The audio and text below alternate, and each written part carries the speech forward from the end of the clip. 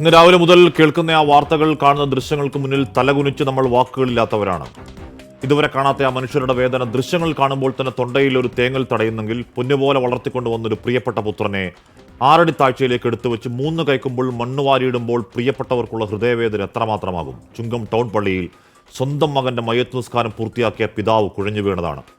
കൂടെ പഠിച്ച കൂട്ടുകാരുടെ കരച്ചിൽ രണ്ടാമതൊന്നുകൂടി കാണാൻ കഴിയുമോ? മോഡൽ എക്സാമിന് മികച്ച വിജയത്തോടെ 10ാം ക്ലാസ് പരീക്ഷയ്ക്ക് ആത്മവിശ്വാസത്തോടെ പോകേണ്ടിയിരുന്ന കുഞ്ഞാണ്. അധ്യാപകർക്കും നാട്ടുകാർക്കുമൊക്കെ മറുത്തൊരു വാക്ക് പറയാനില്ലാത്തവണ്ണം പ്രിയപ്പെട്ടവനാണ്.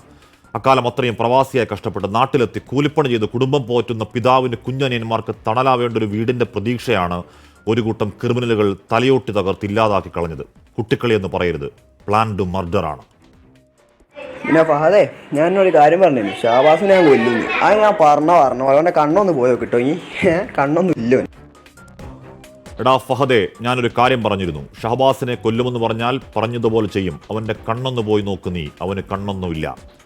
അടിച്ചു കൊന്നതിന് ശേഷം കുട്ടിക്കുറ്റവാളി സംഘത്തിൽ ഒരുത്തൻ ആ വാട്സാപ്പ് ഗ്രൂപ്പിലിട്ട സന്ദേശമാണ്. നേരത്തെ നമ്മൾ കണ്ടു. കക്കൂസിൽ മുഖം പൂഴ്ത്തിയൊരു റാഗിങ്ങും തുടർന്നുള്ള 9ാം ക്ലാസ്സുകാരൻ്റെ ആത്മഹത്യയും ആ മരണത്തെ കളിയാക്കി സ്കൂൾ വിദ്യാർത്ഥികളിട്ട സന്ദേശങ്ങളും വംശീയ വാക്കുകളും കോമാളി സ്മൈലികളും. ഇവിടെ ട്യൂഷൻ സെന്റർ ഫെയർവെൽ പരിപാടിയിൽ ഉണ്ടായ ഒരു കശപിശയ്ക്ക് പിന്നാലെ പക തീർക്കാൻ പ്ലാൻ ചെയ്തുണ്ടാക്കിയ ഒരു ഗ്രൂപ്പാണ്. നെഞ്ചക്കടക്കം മാരകായുധങ്ങൾ. കൊല്ലുമെന്ന് പറയുകയും കൊല്ലുകയും അത് ഗ്രൂപ്പിൽ സ്ഥിരീകരിക്കലാണ്. എംപതി എന്നൊരു വാക്കു കേൾക്കാത്ത കണ്ണിൽ ചോരയില്ലാത്തവരാണ്. കുട്ടികളല്ല, കുറ്റവാളി കൂട്ടമാണ്.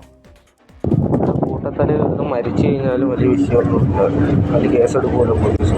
അവിടെ കേസ് ഉണ്ടാവില്ല, കേസ് തള്ളി പോകും. കാരണം ഓരോ ഇങ്ങോട്ട് വന്നത് അതിന് ഇവരൊന്നും ഇല്ല വെച്ചത്, നാഫീനല്ല വെച്ചത്. 2 ദിവസം കഴിയട്ടെ, അത് മാത്രമല്ല.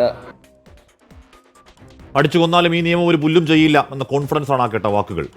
ഈ കേരളത്തിന്റെ ശ്വാസവായുവിൽ ആഞ്ഞു വരക്കുന്ന മനുഷ്യച്ചോരയുടെ തീവ്ര ഗന്ധം, കേട്ടാൽ മരച്ചുപോകുന്ന ബ്രൂട്ടൽ ക്രൈമുകൾ, കഴുത്തറക്കലുകൾ, മലവെള്ളം പോലെ കുത്തിയൊലിക്കുന്ന മാരക സിന്തറ്റിക് ലഹരികൾ.